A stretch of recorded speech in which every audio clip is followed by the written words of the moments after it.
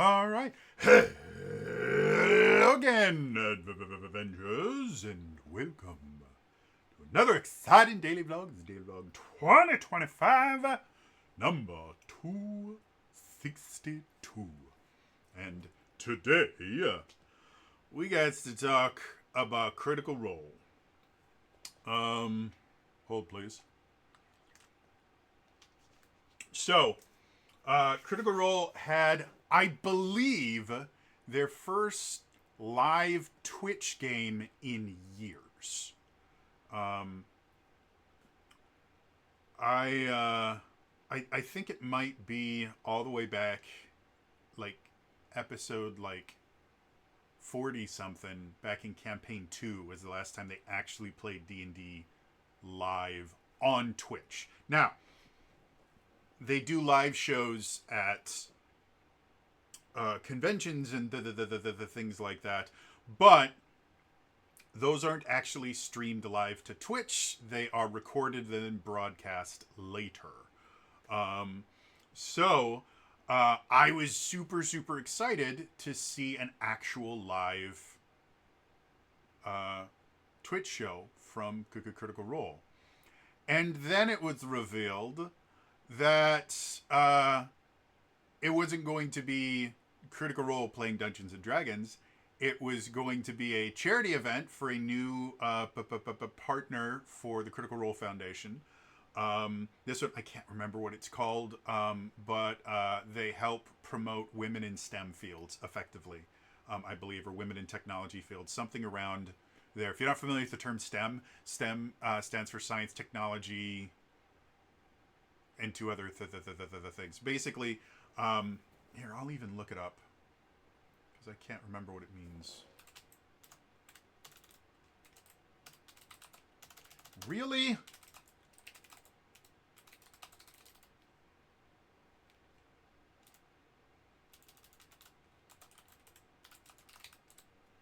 Science, technology, engineering, and mathematics, okay? And the reason why women in STEM is a thing is because those four fields for a really long time showed incredibly low participation at the professional level of women in general.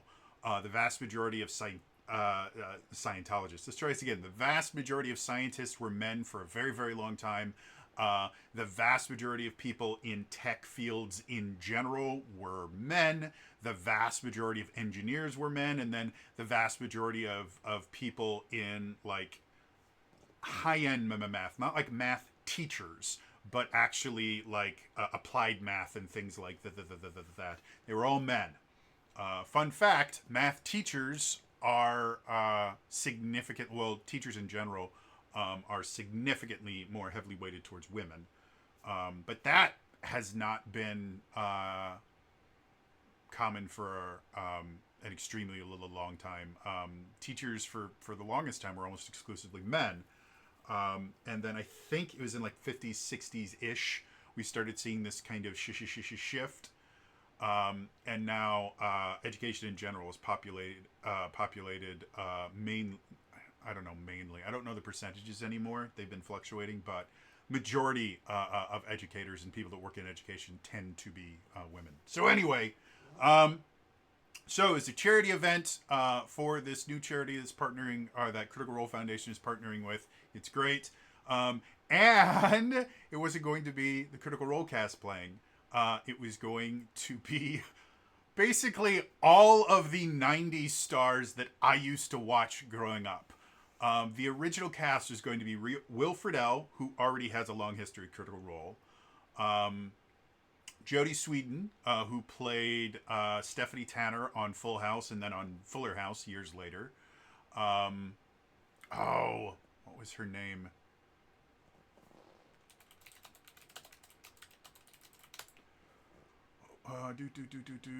Christine Lakin, who played one of the kids. She played. Are they saying it's Alicia? It wasn't Alicia.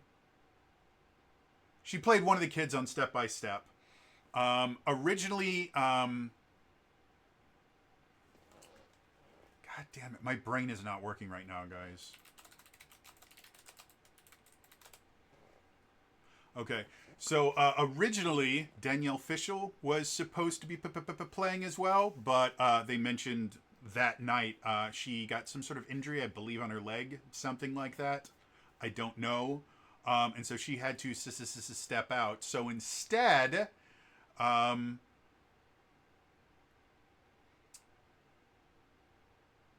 Stacy Keenan jumped in, who played Dana on Step by Step. So she was step sisters with Christine Lakin's character.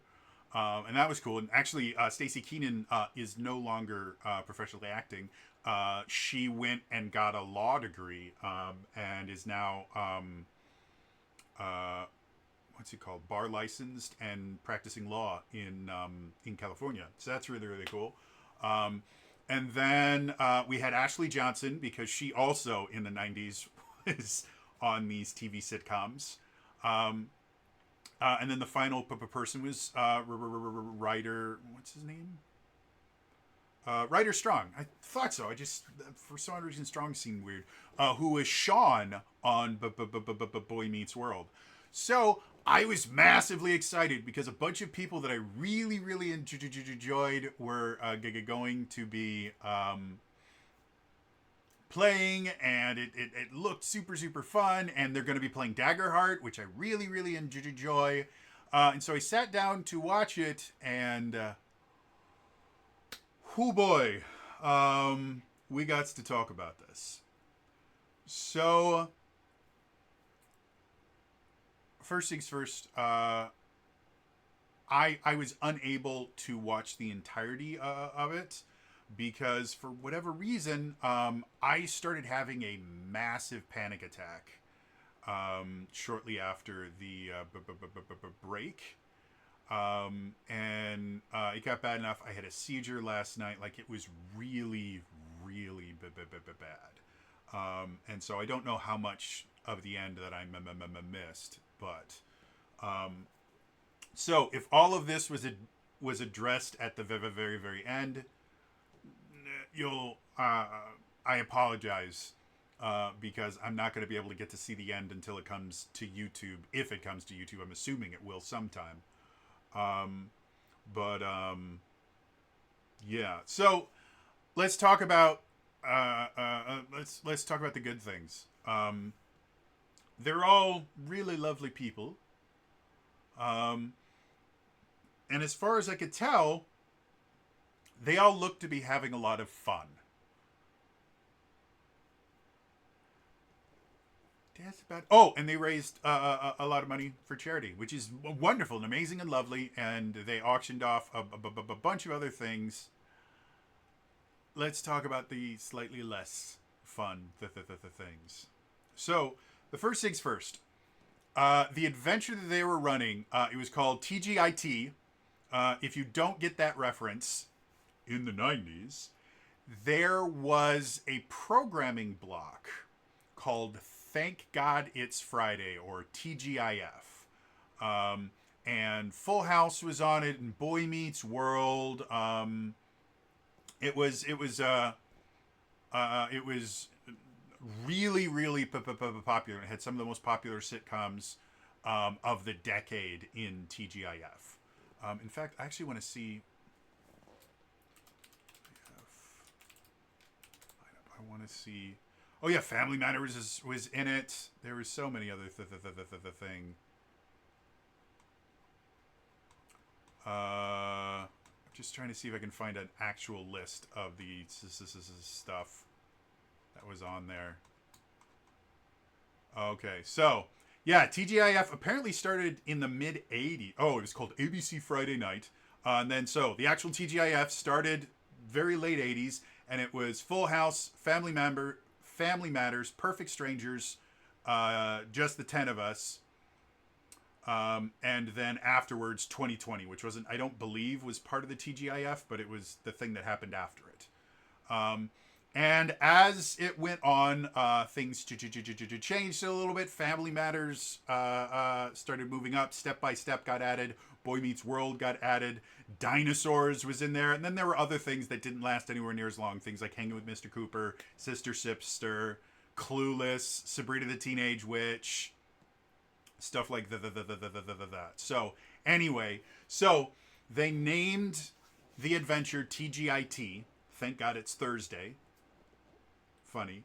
And this is where my first issue with it came up. So, the adventure plot itself, effectively, was each one of the players had a child star. Like, their character was a child star on that all worked on the same shooting lot for different shows. Very, very common in the 90s for that to happen. And that was the first thing that kind of left a bad taste in my mouth, because after all of the documentaries. There we go. My brain didn't like that word. All the documentaries that have come out recently about just the rampant amount of abuse and horrible things that have happened to child actors. To be perfectly honest, going all the way back to like the 20s when films were silent. But the things that I identify with the most are just the immense amount of horrible things that happened to child actors from the 80s and 90s and early to 2000s. Things like all the stuff with Dan Harmon, and like, it was not a great time to be a child actor. So that in and of itself did not make me feel great. I understand why they did it. Again, every single person that was there was a former child actor. Stacey Keenan, before going on Step by Step, she actually was a lead in another sitcom called My Two Dads. And then, like I said, all the rest of them, they all started out as child actors. Again, Ryder was in Boy Meets World, and so was Will Friedle. Ashley was on Growing Pains. Christine and Stacy were both on Step by Step. Who was the last person? I can't even remember, because my brain doesn't work. Anyway. Oh, and then Jodie Sweetin was on Full House. So yeah, all of them grew up in the industry, and so it was very obvious that there were some kind of inside jokes there that were really just meant for them, which is perfectly fine. That's not the issue that I had with it. But the plot, spoiler alert if you haven't watched it, I'm not going to give a full outline, but the basic premise I'm going to talk about. So the basic premise was something was going on, and child actors were starting to go missing. And very early on in the episode, one of the producers, the head of the studio, I think it was, introduced this group of child actors to another child actor, and they told, and the producer told the player characters, hey, let this kid follow you around. And it turns out the kid was like a robot, and he was trying to replace one of the actors. And it was kind of really obvious to see the very ham-fisted, blatant attempt to make a parallel to like AI replacing actors and writers and things like that. Like, it was painfully obvious, and it wasn't particularly well done. That was not the issue that I had with it. But the whole plot of it just felt kind of inappropriate. Like, one of the first NPCs that we meet is a guy in an animal costume, because that was real common in the 90s, is to have anthropomorphized animals and stuff like that. You know, think Harry and the Hendersons and or Alf. So this guy is in a costume. He comes off. He's incredibly drunk. He's very antagonistic to this young kid who is obviously not really aware of themselves very well. That character is played by Ryder Strong. It just, everything about it felt really dirty and wrong. And I had a hard time getting past that at first. So the plot itself, it eventually got better as they stopped trying to make it look somewhat realistic and started turning it more into an adventure. Um, but this is where the other problem comes in that I think is actually the bigger problem. They modified Daggerheart. That's not the problem. However, they didn't explain any of that aside from Mercer going, "Oh, by the way, we modified Daggerheart to make it make more sense for this setting. Like there isn't any there's no magic." Okay, that's perfectly fine. But they never explained what the changes were. They just used them. Like your spell casting turned to they changed spell casting to skill crafting, I think is what it was. Which again is perfectly fine, but it took me like 2 hours to realize when they were asking for a skill craft roll. I had no idea what that was until I suddenly realized, oh, that's what they use instead of spell casting. So it was just a reskin. Like they didn't actually change any of the mechanics, but they reskinned it so much that it was remarkably difficult to follow because I know Daggerheart extremely well. Um, again, I have a live play that I did on this channel of me playing Daggerheart. I've done in-depth reviews of it. I've done my own kind of study into it. I like Daggerheart. I think it's really, really cool. And I'm keeping up to date with the Void and all that stuff. That's perfectly fine. Um, I had a remarkably hard time following it. First, because they had changed the names of a lot of the mechanics, and that made it difficult for me to follow. The second problem was no one at the table, or almost no one at the table, knew how to play. And Matt Mercer did not do a great job of teaching them how to play. And this is probably where I have my most critique because, again, I am Trainer Jody. The trainer in my name has nothing to do with small, cute animals getting captured in spheres. I call myself Trainer Jody because that's what I used to do professionally. I train, and I am exceptionally good at it. I'm planning on someday writing a book about it. That is how confident I am in my training abilities. When it comes to TTRPGs, again, I used to do the convention scene.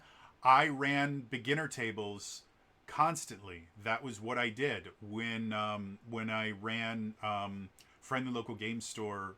I used to run the D&D program for a friendly local game store I went to. All new players came to me. I was the new person guide. So online, like I have taken tons and tons of people from not knowing what TTRPGs are to running their own games eventually. Like I know a lot of people that I was their first experience playing D&D, and now they run their own games and are doing all these amazing, wonderful things. So this is what I do. And then every December, I do it again, where I teach a brand new system to a brand new group of people. What Matt Mercer was doing was really, really bad training. Is the best I can do. He wouldn't really explain mechanics. I'm assuming they either had like a session 0 or a boot camp or something before they went live, whether it was earlier in the week or it was right before they went live. It was relatively obvious that the players had been prepped about, hey, this is how Daggerheart works. But there's a very, very large difference between explaining the rules and experiencing the rules in a positive method. And it was blatantly obvious that almost the entire cast had no idea what they were doing. which is perfectly fine. That, in my humble opinion, that's a good thing. But Matt never took the time to sit down and explain anything in any effective manner. There were a few times when he said, "Oh, well, this is because of this," and it'd be like a one sentence explanation, and he wouldn't wait for confirmation or anything like that. He'd just explain, and then I'm assuming because they were live, he would just kind of muscle his way through it so that he can continue telling the story that he was attempting to tell. And I feel for you. I 100% feel for you. I've been in that situation. Again, convention play. Fun fact: for the interview that I did with Homie and the Dude, if you watch during the interview, I'm constantly doing this. The reason why, my phone is always here, and it always has a clock on it. And so any game, I theoretically could put it somewhere it would be easier to look at, but it's where it fits. That's where my brain thinks to look. If I was to move it somewhere else on my desk, I probably would still look there and then go, where oh. So the reason I was constantly looking is because they told me flat out, we have a hard out at an hour. We cannot go over. And so I was constantly looking. And when we got to the end, I kid you not, I stopped the recording dead set on the hour. Like exactly. And Tom goes, "Dude, you just landed that plane perfectly." I'm like, "Huh?" He's like, "Right on time." I'm like, "Oh yeah, that's years of convention play." At conventions, if you go over, not only will your players be upset with you because you're going to make them late to their next game, but the person that's going to be using your table is going to be upset at you. The tables that all these players have to go to is going to be upset at you. And the convention organizers are going to be upset at you because you have now thrown off their schedule. And it's remarkably annoying. And this comes from someone both, or all three, I guess, who has been a player, who has been a game master, and then who has also been an organizer. So you have to get your timing correct. And you have to know when to cut things and when to keep going and stuff like that. So I 100% understand the idea of this is a time limit. I don't know if they had a time limit or not, but my next critique, we'll get into that in a little bit. So yeah, I mean, again, I can understand it's difficult, and this is one of the most difficult things for trainers to learn. Your familiarity with the thing that you are training someone else to do can actually be more of a detriment than a help. And the reason being is when you're really, really familiar with something, when you're very, very comfortable with it, you will skip certain steps because you do them automatically. You don't even think about them. And a lot of times you will use colloquialisms because that's just how it works. In sales, one of the things for the company I used to work for is they had these service plans that we were highly encouraged to sell. And we had a nickname for them. I won't say the nickname because it wasn't dirty or anything like that. It just definitively defines where I worked. So we I'll just refer to it as the plan.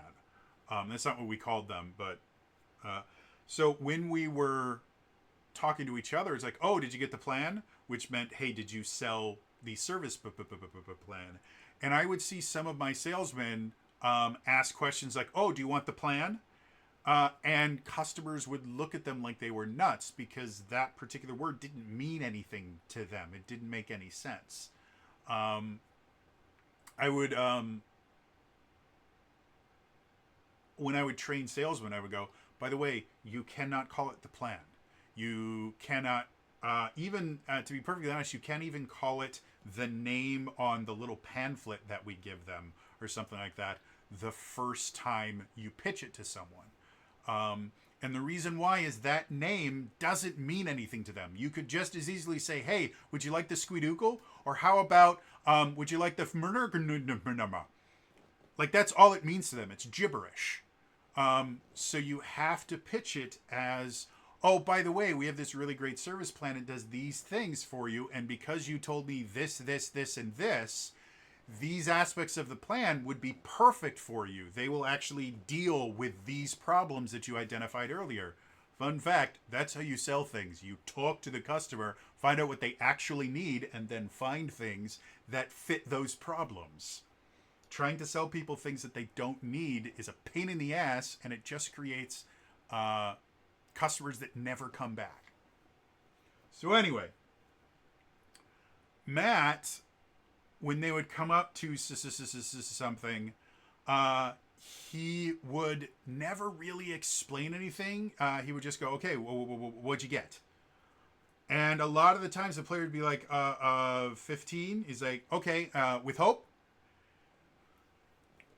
And again, if you play Daggerheart, you know exactly what that means. Okay, well, which one of the dice is bigger? Which one has the higher number? Okay, you have one die that's your hope die and one die that is your fear die. So if the hope die is higher, you roll with hope. And if the fear die is higher, you roll with fear. That's all basic stuff for the Daggerheart. However, I think a lot of these people had never played a TTRPG before. And so your standard TTRPG is already complicated enough with the idea of, well, you have to choose the right dice.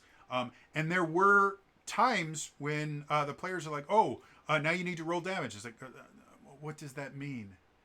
They're like, oh, just it's 2d8. What's a d8? It's an 8-sided die. Let's find the d8 for you. This is a d8. And it really, really upset me as they were trying to find the d8. They're like, what's it look like? For anyone that wants to figure out how to kind of describe the d8s, they're two pyramids attached at the bottom.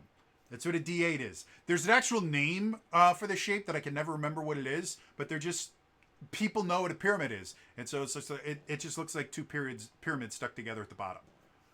It's the one that looks like two pyramids. And that will get it to them. If someone's looking for a D4, it's the pyramid-shaped one. Someone's looking for a D6, it's a cube. For a D10, that one actually, again, does have a name, and it's weird. But the D10 is the most uniquely shaped die. So 9 times out of 10, it's like, just look for the one with 2 roll big points and a bunch of faces. And then the D12 is a dodecahedron. But to be perfectly honest, you use D12 so rarely in TTRPGs, you really don't need to.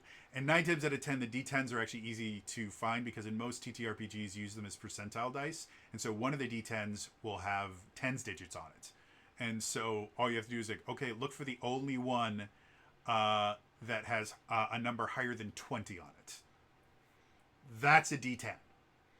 So anyway, most of these people had obviously never played a TTRPG in their life. They had obviously been prepped, but I will guarantee, especially in the case of Stacy Kikakinen, who was a last-minute substitute, it was not enough to prepare them for how this thing worked. Now, they were all actors, and I believe most of them knew each other.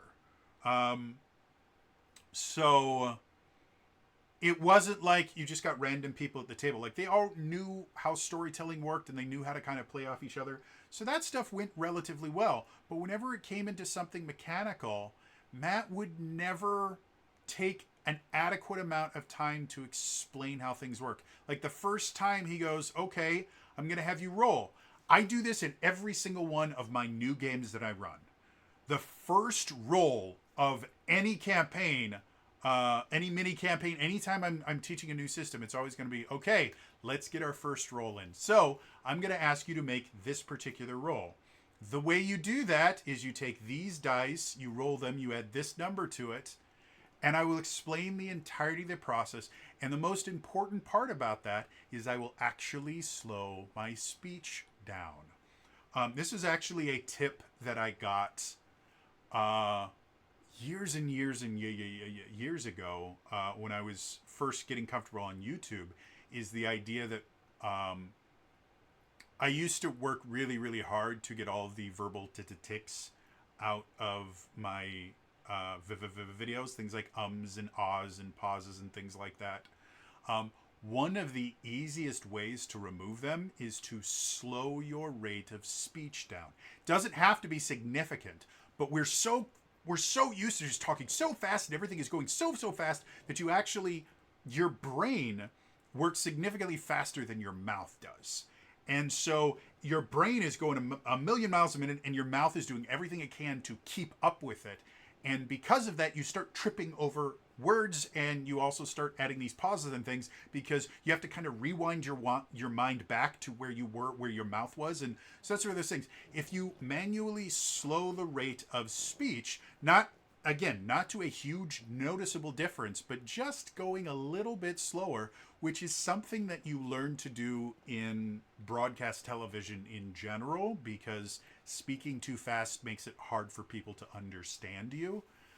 Because you are manually forcing yourself to speak at a slower rate of speech, it actually slows your brain down so that it syncs up with your mouth.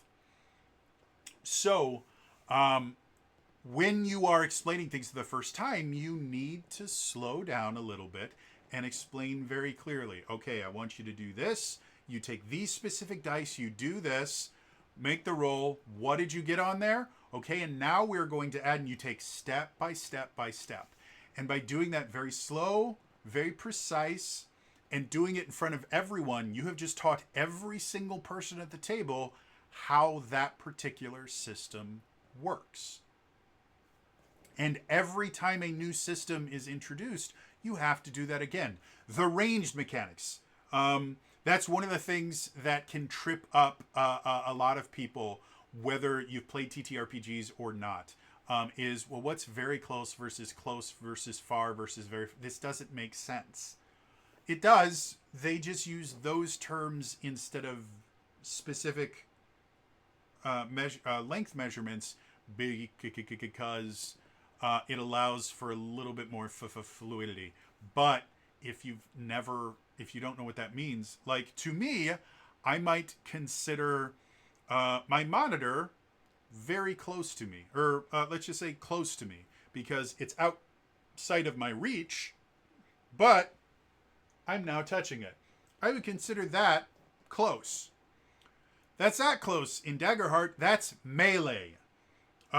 Close is actually, I think technically everything in this room is close to me, because close is anything within about 30-ish feet. And that's not what people think of when you say, oh, I'm close to this object. Not really. That's not how it works. So as soon as range mechanics come up, and you say, okay, this is how range works in Daggerheart. There are, I think 5 different measurements. You have melee, very close, close, far, and very far. Melee is right next to you. Very close is within about 10 feet. Close is within about 30-ish feet. Far is within about 100 feet-ish. And very far is just basically anything beyond that that is, isn't like a mile or something like that. Like technically a mile is very far, but once you get that far, you start measuring in, miles and things like that. Now, I might be wrong about some of those. Close might be 50 feet instead of 30. I can never remember. But roughly, that's what it is. That's what should have happened. Instead, somebody goes, they have to be in close range. And he goes, yeah, and they are, so you're good. He never explained, okay, well, what is close range? He just said, you're good. And because they were live, they just went, okay, and went with it. And it kind of created this sense of kind of panic and chaos that I don't think needed to be there. It really felt throughout most of the adventure that the game was being played and the players were really just there observing what was going on. technically they were making their own decisions and the things like that, but they didn't really understand what those decisions meant. They didn't really understand why they were making the decisions or anything. They were just going, okay, can I do that? Okay, let's do it. And so they were kind of just experiencing a story and making choices that they didn't understand. And it made for a very awkward uh, watch. Um, the final critique I had is everything had an air of panic to it. And this is the thing that I thought was most bizarre. Now, I think part of this might have been, Matt Mercer has not DM'd a live game on Twitch for years. And this one was particularly full of chaos because not only was it a charity event, but they were regularly asking the audience for input, and people were able to donate money in order to give the players things like reroll tokens and heal hit points and other stuff like that. And then in addition, they were doing live auctions at the same time. And so every 5 to 10 minutes, Ashley, who I'm assuming was put in charge of just announcing when each new thing went, when each new auction went live, would just kind of, interrupt the game and go, by the way, Stacy Keenan's Trapper Keeper is up for auction right now. And they do a quick 10-second, look at it. It's very, very pretty. Back to the game. So I can kind of understand Matt being in kind of a weird place. However, he did not do it well. And this is not me saying, oh, Matt Mercer's a horrible DM. Again, not only do I understand the position that he was in, I have run charity events. I have live streamed charity D&D games. I organized 2 of them. And I've also run games for ZU-thon, which is Zelda Universe's charity event that they do every year. I think I participated twice for that, maybe 3 times, I can't remember. And 2 times I ran TTRPG games. And it was, it can be a bit overwhelming. And audience members could donate to mess with the players, to give them special stuff. And anyone that's watched any of my live games, I have donation mechanics built into every game that I run. Now, they use channel points. I refuse on any of my games. I refuse to allow people to be able to pay me to give the players anything. So I don't do bit donations. I don't do, cash donations or anything like that for power. But I do channel point stuff where you can use your channel points to give the players healing potions or give them magic items and stuff like that. That's something that I do constantly. Every single game that I run, I do that. And I really, really enjoy it. So again, I 100% can see how that would be confusing. But just the entire time, Matt looked like he was freaking out.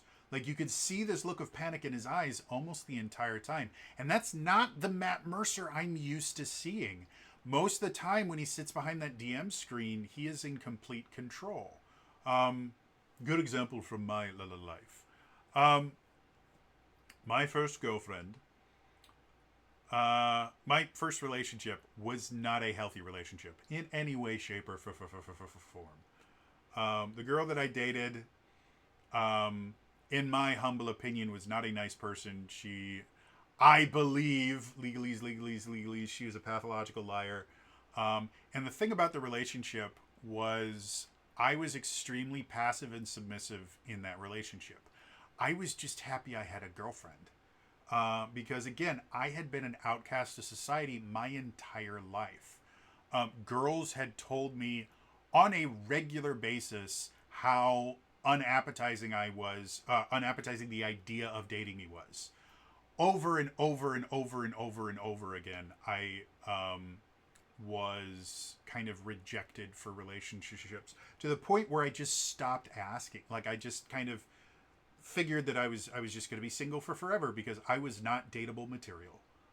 I had lots of mental issues. I still do, but my self-esteem has improved since then. So this girl who, fun fact, she got my phone number, home address, and email address without speaking to me.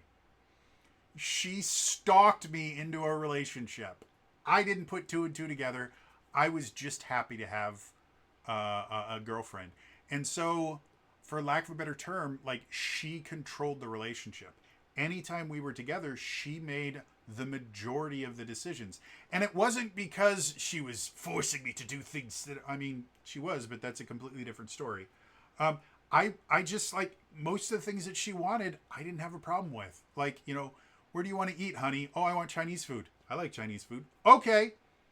Where do you want to go? Oh, I want to go see this movie. I like watching movies. Like, it wasn't like she was permanently changing who I was. I just enjoyed the fact that I had a girlfriend. Well, fast forward a few years. I had gotten very serious about my acting career. I'd started going to college for it.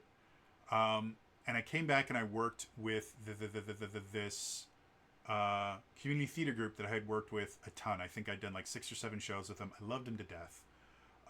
They were doing South Pacific, which was the first show that I did in high school. And so I auditioned. I was hoping to get the part of Emile. Emile is a French plantation owner in the South Pacific.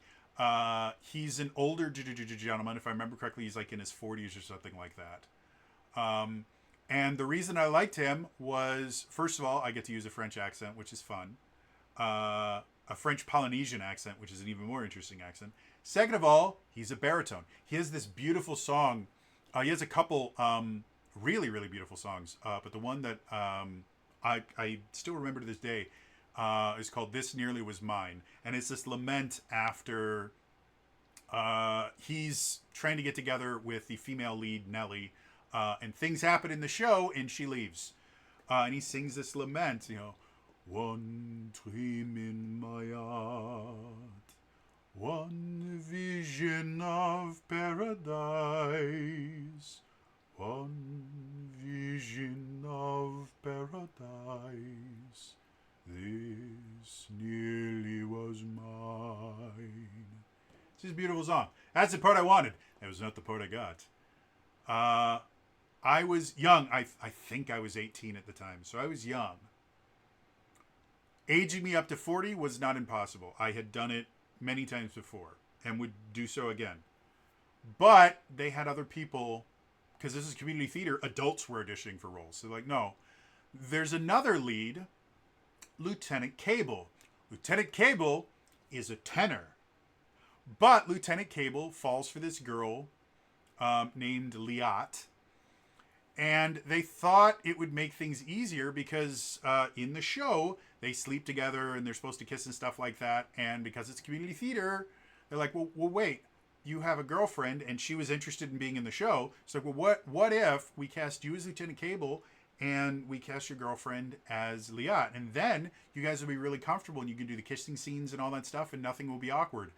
FYI, it was still awkward. Kissing scenes, it doesn't matter how well you know your scene partner, if you're married to them, if you're dating them, if you've never met them before, it's always weird. There is not a single romance scene in any version of the entertainment industry that's not weird. It just always will be. So, we get cast, and it was really good because my girlfriend was not a good actress, could barely hold a tune if she was surrounded by other people singing. Her solo ability was next to none at that point. I don't know if she's gotten better. We haven't spoken in a very long time. So she gets this part. This part has almost no speaking lines, is on stage for only a couple of scenes. It was great because this is her first role and she get to be with me on stage. So we go to rehearse. Now, at this point, again, this was going to be my job. I'd become very comfortable with it. And the director that was directing it was the same director that directed me the first time I worked with this company. I had known her for years. Um, and so we come into the rehearsal space and I go directly to her. I go, "Hey, Annette, how you doing?" And we kind of catch up real quick. And then we start doing the actual acting work, which is we go over there, we look over the scene, and she goes, "So do you have any ideas on this?" I said, "Actually, I do have a couple. Can we start kind of blocking things out and let's just kind of see where things go?" And I start doing my acting thing. Like, this is what I do. And my girlfriend was flabbergasted. She had never seen me like this because, again, I'm this very passive, submissive person around her. And as soon as acting went on, I went, okay, this is what I do. And because she had never done this before, I just went, okay, come over here. So this is the scene, and this is what we're going to do. And the director was more than happy to let me kind of coach my girlfriend. I wasn't stepping on anybody's toes, and I go, yeah, don't worry, this is how we do this, and this is, and when she says this is what she means, and this is stage right and stage left and upstage and downstage, and so these are the things that we're going to do. And she hated it. She hated it so much. One of the things that she really enjoyed about the relationship was she was always in control. She was a very controlling person. It's one of the reasons the relationship ended. I grew a backbone. She vehemently despised it because she wasn't able to tell me what to do. If she made a suggestion that didn't make sense, I would just go, we can't do that. I'm really sorry. I wasn't rude or anything. This was just where this was my place. Like, this is where I felt most comfortable. This is my job. This is what I do. And I was very good at it. So relating this back to that, no, most of the time when Mercer sits down behind that screen, that's the person that I see. Is, okay, all this other stuff might be going on. And you've seen this happen with Mercer over and over and over again. When he is put in a situation where he's not quite as comfortable, he gets very, oh my God, this is so amazing. Thank you so much. And he's a very wonderful, very personable person. But as soon as he gets behind that DM screen, he gets confident and he gets calm because this is what he does, and he's very, very good at it. That wasn't the Mercer that we saw for this. He was constantly kind of running around, and he had this kind of panic in his eye, and he was looking at all these things. Now, again, part of that might be maybe being a little bit starstruck. Again, he knows Will Friedle really well, and I would assume he's probably met Ryder maybe once or twice because Will and Ryder are still really good friends, my understanding. And again, he's known Ashley for forever and a day. But a lot of these other people, Jodie Sweetin, Christine Lakin, Stacey Keenan, he never actually worked with them before. And these were people he grew up watching. I don't think Matt is, I don't even know how old Matt Mercer is.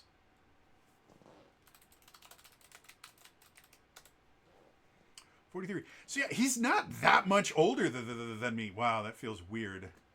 He's in his 40s. Like, he's not that much older than me. I'm actually almost the same way. I'm almost the same age as Marisha. So yeah, like I grew up in the in the 90s and early 2000s. He grew up in the late 80s, early 90s, and so he grew up watching things like Full House and Step by Step and stuff like that. So it might have been a starstruck thing.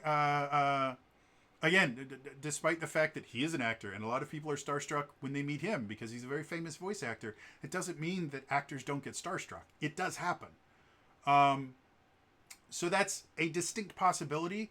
But I think he was just in a position that was unfamiliar enough that he couldn't get comfortable, and it really showed.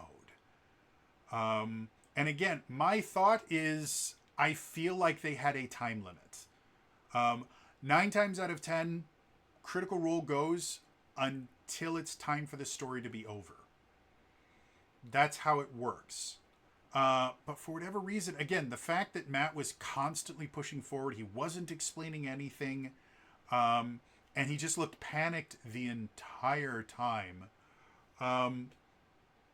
part of me thinks that they had some kind of a hard out somewhere. It might have been the actors. They might have said, "Hey, I'm more than happy to do this." It might have specifically been Stacy because again, she was a last minute addition, and unlike everybody else at the table, she's not an actor anymore. She's a lawyer. For a little while, she worked for the district attorney. If I remember, I was reading up on, I think it was on her Wikipedia or something. She was a deputy district attorney for a while. I don't know if she still is or she has her own practice or something. But there's a very, very good chance that they, Christine, like, called her up when they, Mercer just went, "Hey guys, Danielle can't make it because of whatever reason. Does anyone know someone that might be interested?" And Christine went, "Give me a second," and called up Stacy and went, "Hey Stacy, how busy are you in like 2 hours?" And Stacy would be like, "Well, I'm trying a case tomorrow, but what do you got for me? Do you want to play a TTRPG for charity?" What? Like, I think if I had to guess, that was probably similar to a conversation that they had. And if I had to guess, I would probably guess that Stacy probably said, "Hey, I'm happy to do this, but I have a real job to do tomorrow, and so I can't be out any later than this time."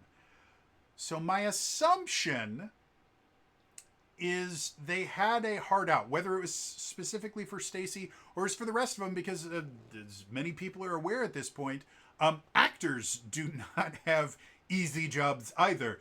And a lot of times you might have, a 5 a.m. call the next morning, or a 4 a.m. or a 3 a.m., depending on what kind of show you're working on. And so, yeah, they might have had a hard out for all of them, especially with Friday being the next day. So that's still a working day. But for whatever reason, like, Matt just looked panicked the entire time. And so because of that, anytime the players got something from the audience, it was delivered poorly, and felt very awkward. Every time Ashley had to interrupt the game, it felt really, really jarring. And again, I 100% have been in that specific situation. I literally have been in that situation. I remember the first year that I did the Critters and Team Human 48-hour D&D charity event for Extra Life. I remember I was running things behind the scenes. I don't remember who was running the game at that point, but someone was running a game. And I'm tracking donations, specifically so if we get at that point, I don't think we were doing any things for donations, like the players weren't getting any bonuses for donations or anything. But I was keeping track of it because we like to acknowledge big donations and things like that, because it made the donations come in. And we got a donation from Laura Bailey. If I remember correctly, the donation was something like, "I'm so very proud of you guys. Congratulations." And all the people that were kind of watching this kind of freaked out at it. And I sent a message to the Dungeon Master going, "Hey, by the way, I don't want to worry you or anything. We literally just got a donation from Laura Bailey." And they actually paused their game and went, "Guys, we just got a donation from Laura Bailey. It was super, super awesome." Or you might have hit a milestone. I can't even remember what it was. But yeah, so I completely understand being kind of overwhelmed, especially with Critical Role. These are the people that they can run a charity event and raise $1 million and get thousands of donations. That can be very, very overwhelming. So again, it's not that I am speaking from like a place of ignorance or anything. I have literally been in that specific position, and the way that they did it was just poorly done. Especially with the resources they have available to them. Were I going to run this? First of all, I would have had someone whose job it was to keep track of donations and the things like that. and just on a fairly regular basis would bring in, if the chat donated rerolls or something, on, you know, the 15, the half hour, something like that, anything that had been donated, they would just very quietly come over and place a piece of paper on the table that would explain the new stuff that came in, so that while theoretically it could be disruptive, it wouldn't be massively disruptive. Or if you want to go all digital, just again at a regular interval, they would send Matt a message or something that he could see on a screen somewhere around him, which again could be very, very easily done with just a tablet that had Discord Messenger open, and he would have a specific Discord private message thread that the only purpose of it was to give him updates on this particular thing. So that would take care of the things like that. If they wanted to get fancier, they could have created a Google Doc or some kind of application that allowed them to track in real time, where someone would be watching the donations, and then anytime a reroll happened, they would increase the Google Doc so that he could always just look and go, oh, that's exactly how much it is, and then he could decrease it very easily as well. That would have taken a little bit of the panic out. But also, he really, for lack of a better term, I think he could have used a dry run, because he just seemed like a fish out of water. So running it live and having to deal with donations and all that stuff can get very, very crazy, and I just don't think that he did it particularly well. Yeah, with Ashley, you know, doing all the donation or the new things, it was another thing that, again, if they didn't have a hard out time, I would be very, very surprised, because that whole process could have been so much better if, instead of Ashley tried to get the word every single time a new thing went up for auction, she would like spit it out like the words were literally burning her. Like she had to just say them as fast as physically possible. She's like, oh, by the way, Stacey Keaton's the Trapper Keeper is up. It's really, really pretty. Look at it. Let's continue.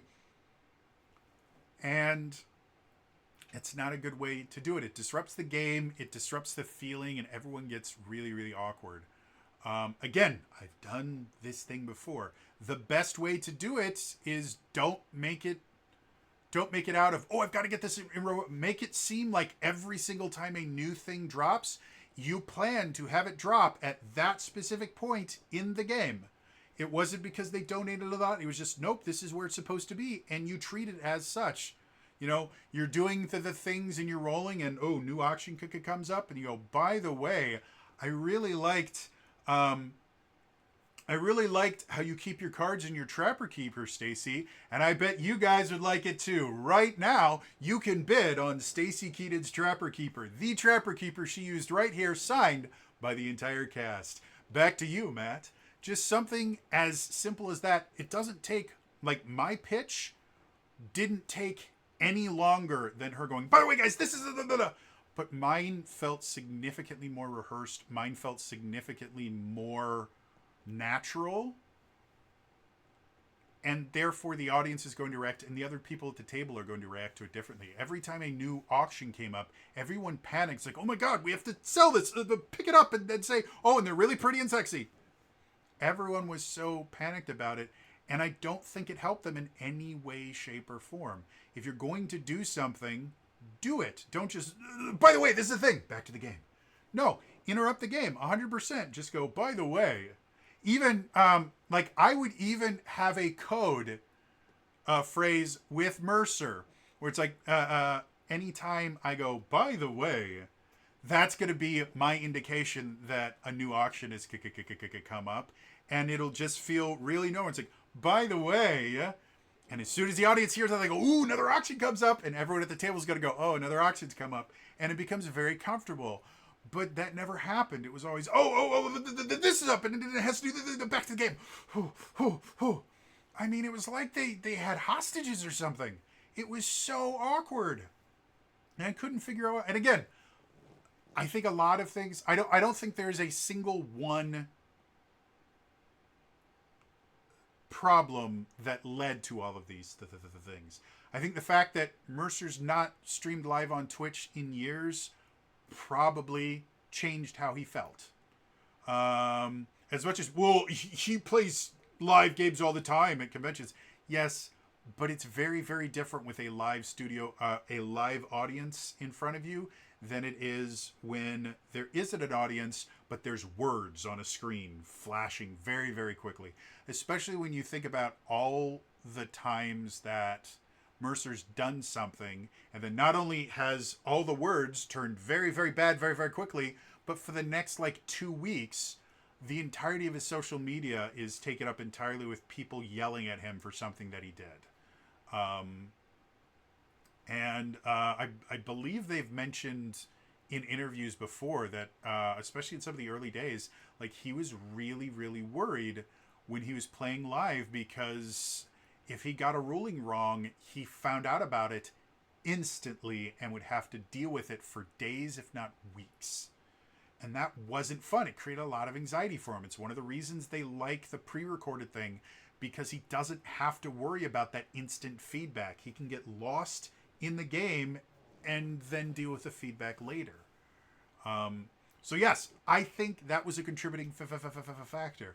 I also think the fact that he was getting donations and stuff like that and he's not used to running games like that was also a factor. I think the fact that the vast majority of the people at the table had never played Daggerheart, and quite a few of them had never played a TTRPG, was a factor. I believe they had a time limit.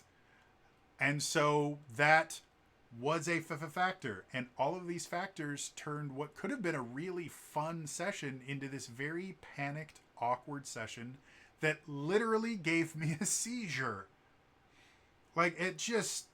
I eventually... Because I spent like half an hour doing breathing exercises to try and get my panic attack to go away. And the panic attack was so bad, it was painful. Like, my heart was beating so fast that my chest hurt. Like, my entire body hurt because everything was working at 120% because my body thought I was dying. And so my heart was racing and my muscles were twitching and like my senses were dialed up to 20 and everything was just nonsense levels of crazy. And so, fun fact, a somewhat effective method for dealing with panic attacks is breathing. And the reason why, your breathing is part of, I think it's called the autonomic nervous system. Feel free to correct me in the comments if I'm using the wrong term. Effectively, what it is you don't actually have to think about breathing. You do it naturally. You also don't have to think about your heart beating or digesting food. All of that stuff is part of this autonomic nervous system. When you're having a panic attack, most of the things that are happening, you're not doing. It's all autonomic stuff. Your endocrine system, all that stuff, it's all autonomic. You have no control over it.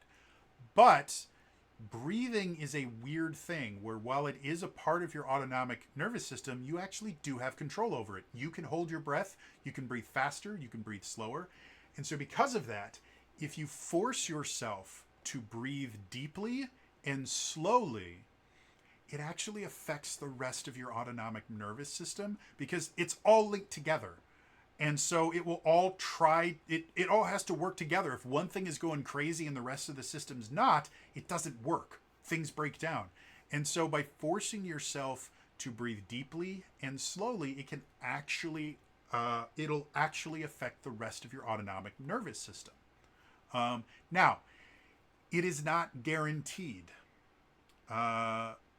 Just because you breathe slower doesn't mean that panic attacks stop happening. However, it is one of the more effective methods for dealing with panic attacks and things like that because it's a physiological cure. It's not psychological. It's physiological. You're not trying to talk yourself down. You are literally interrupting the physiological mechanics of your body. So I did that for half an hour. Could not get anything to work. I finally had to turn the show off. I think I turned on Atlantis: The Last Empire. The reason being, when I was younger, we had a DVD of that, and I used to fall asleep watching that movie all the time. By the way, I love Atlantis: The Lost Empire. It is, yeah, it's one of my favorite Disney movies. It's not my favorite. Aladdin, still my favorite. Love Aladdin. Favorite Disney movie of all time. But I really, really love Atlantis: The Lost Empire. I think it kind of got shafted with it coming out at the end of the Disney, or technically after the Disney Renaissance, and people weren't as pleased with it as they were with things like Tarzan and The Lion King and stuff like that. I still love it. So yeah, I turned on Atlantis: The Lost Empire specifically because it's something that's very, very familiar to me. And like the cadence of words and stuff like that acts as like music to me, and it helps to calm me down. It didn't. I had a seizure. And then even after the seizure, I was still panicking for like another couple hours before I eventually passed out. It was just not fun. So yeah, I really, really wanted to like the thing. It had so many things that were amazing and awesome going for it, but the execution was just done exceptionally poorly. And again, this is not me saying shame on you, Critical Role. These are really, really common mistakes for people that have never done something like this before. Again, I am coming from a position that I not only have done that, I have been doing things like that for a decade.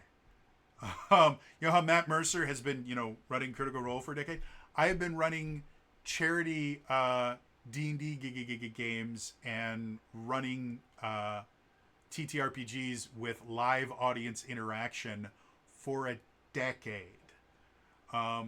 So these are things that I just understand. So this is not me saying shame on you, Critical Role, do better.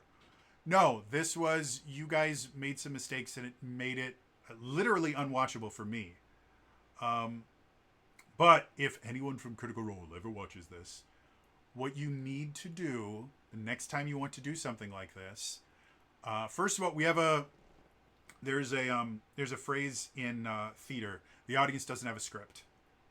What that means is whatever happens on stage, as long as you act like it was planned, the audience will have no idea that it was a mistake.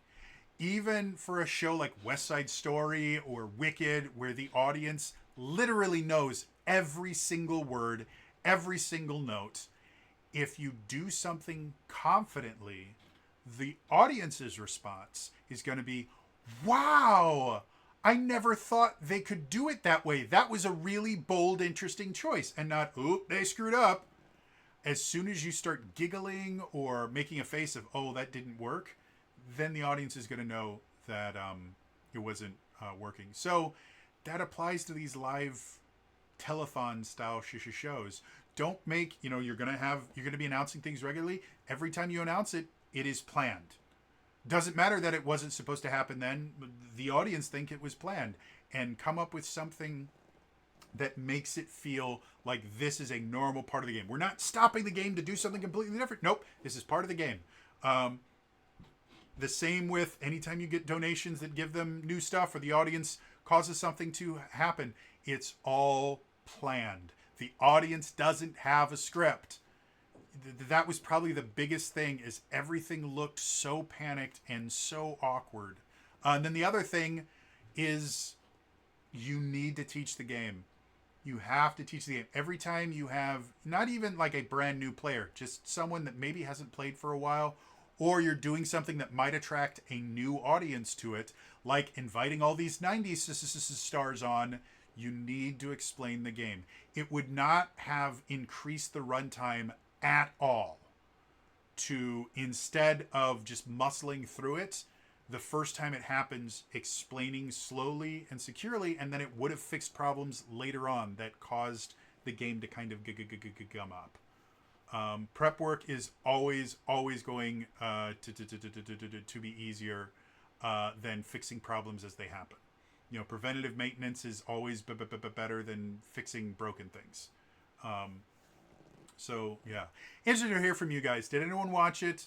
Did you have more fun than I did? Again, a lot of my unenjoyment came from, first of all, panic attack, and second of all, having done things like this and them running significantly more smoothly.